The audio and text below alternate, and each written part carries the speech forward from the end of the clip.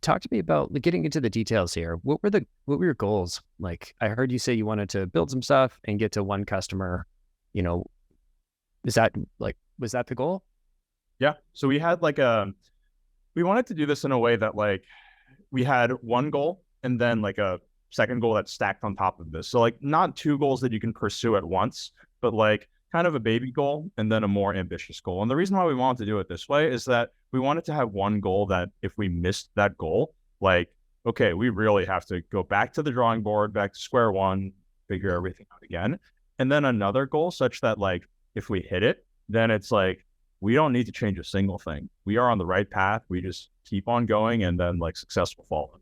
And as you can probably guess, right, like we hit the first one and we missed the second one, which that's kind of what we were anticipating was going to happen. Maybe, I don't know, I thought maybe half the time that would happen, maybe a quarter of the time we'd miss both, and then a quarter of the time we'd hit both. So I think we learned a ton from doing all of this. And I think we learned so much more than we would have learned if we just kind of puttered along for, 13 weeks without this explicit series of goals to hit.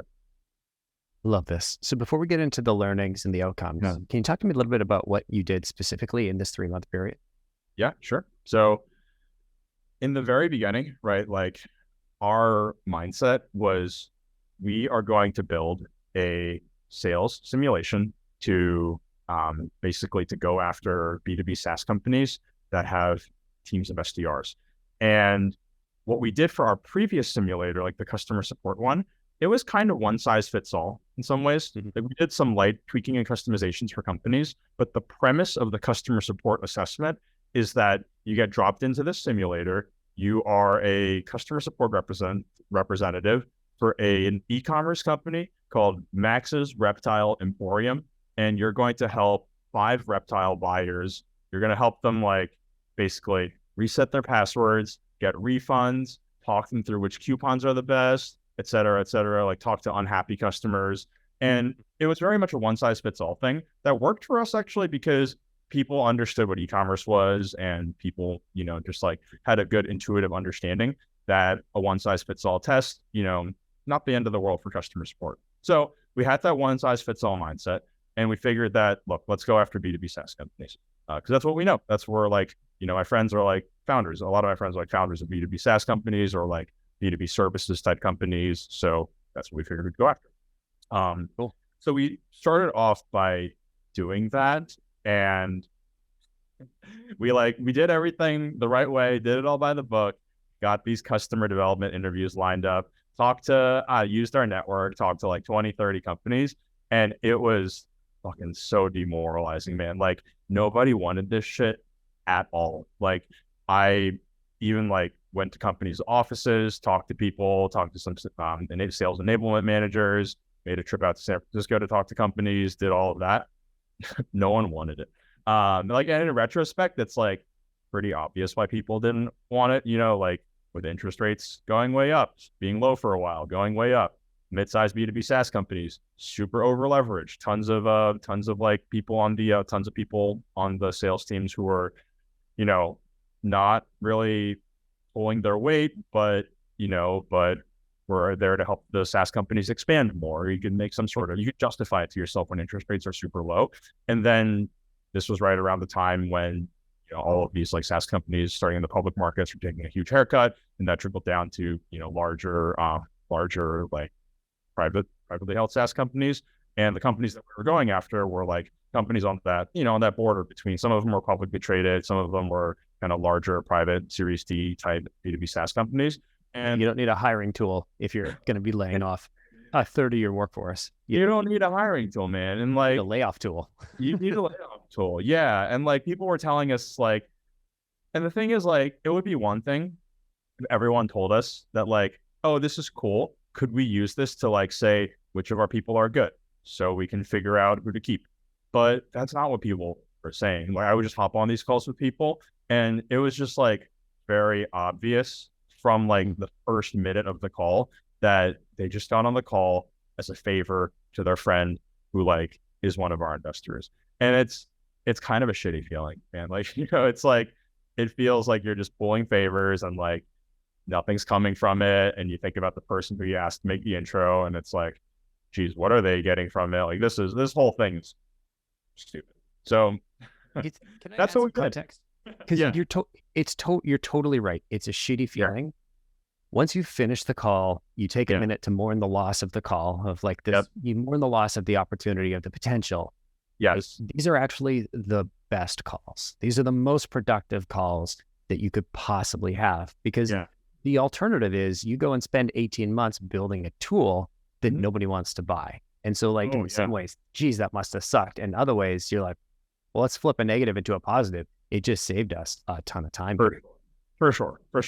And I mean, honestly, man, that's how it felt for the first like 8 to 10 of those. For the first 8 to 10 of those, it was actually really, really easy. As someone who's like done this before, it was really easy to be like, okay, cool. We learned a lot from that. But then we tried like some slight variations on a theme of reaching out to other B2B SaaS companies, slightly smaller ones, whatever, and hearing the same exact thing on like our 15th, 20th, 23rd customer development discovery call. And just like, not a great feeling, man. Like super demoralizing. I think maybe 5 or 6 weeks in, I was just like, this isn't going anywhere. And then we tried reaching out to a different type of company. Can I pause right here? Yes. Because I want to talk to the audience for a minute. And one of the reasons, the sneaky reason why I wanted to have Dean on the conversation, the audience is the microphone. Now, apparently, I just kind of, anyway, wanted to have Dean on the episode here is so many customers, or so many of like people I've talked to, they get, as a founder that's not into sales, they take this and they get to the same point that Dean was at, maybe at the beginning of January. They say, okay, well, we want to go and we want to explore, and they try and hire an SDR, or they try and hire an outsourcing firm.